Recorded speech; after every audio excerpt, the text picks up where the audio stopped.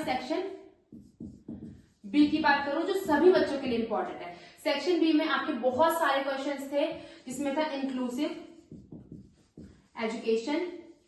Inclusive education से आपके थे 3 क्वेश्चंस, ठीक है, बहुत सिंपल क्वेश्चंस थे। एंड एक है आपका एनईपी पॉलिसी 2020, इससे आपके 3 to 4 क्वेश्चंस थे, जिसमें एक क्वेश्चन आया हुआ था कि ग्रॉस एनरोलमेंट रेशो 2035 तक कितने % बढ़ाया जाएगा, तो इसका आंसर था 50%। ठीक है, इंक्लूसिव हो गया, एनईपी हो गया। एक है आपका नेशनल फ्रेमवर्क।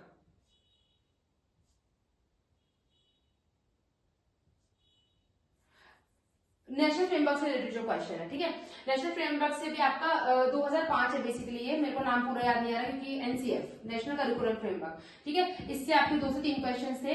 एंड बेटा एनईपी में जो आपका लेवल दिया है, जिसमें हम 5+3+3+4 करते हैं, इसका भी एक क्वेश्चन था, डायरेक्ट पूछा गया था, ये आपका इंपॉर्टेंट है।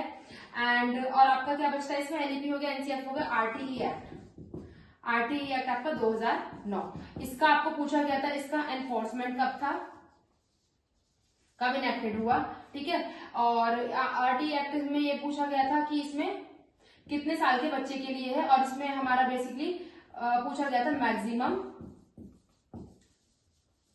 टीचर्स रिक्वायर्ड, ठीक है, तो इसका था 40:1 का रेशो, ठीक है। और इसमें पूछा गया था आपसे मैक्सिमम और टीचर की टीचर्स क्वालिफिकेशन,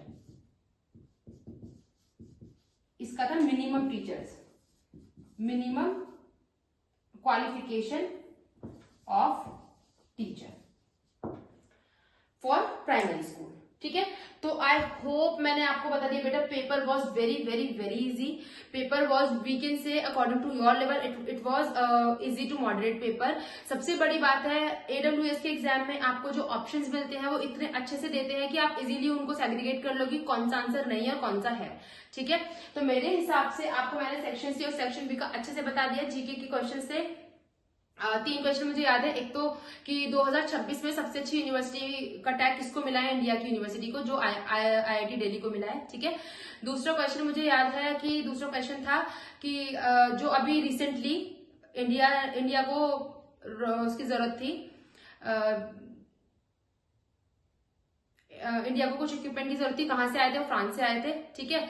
और एक आपका क्वेश्चन अराइज हुआ था निवेश दीदी के नाम से, ठीक है। तो ये 2-3 क्वेश्चन आपका जीके में पूछा गया था। बेसिकली मैंने आपको section A, section B, section C जो मुझे इंपॉर्टेंट लग रहा है, जो मुझे रिकॉल हो पाया है, वो मैंने आपको बता दिया। जितने मेरे पास बच्चों की क्वेरी आई थी जिस हिसाब से, उस हिसाब से मैंने आपको रिवर्ट कर दिया है। आई होप आप लोगों को समझ में आ गया होगा कि सेक्शन बी में मैंने आपकी हेल्प कर दी है जो सब बच्चों के लिए कॉमन है, सेक्शन ए में भी मैंने आपकी हेल्प कर दी जो सब बच्चों के लिए कॉमन है, जो भी AWS के एग्जाम में क्लियर कर रहे हैं। एंड सेक्शन सी तो बिजनेस स्टडीज के लिए खासतौर से है ये।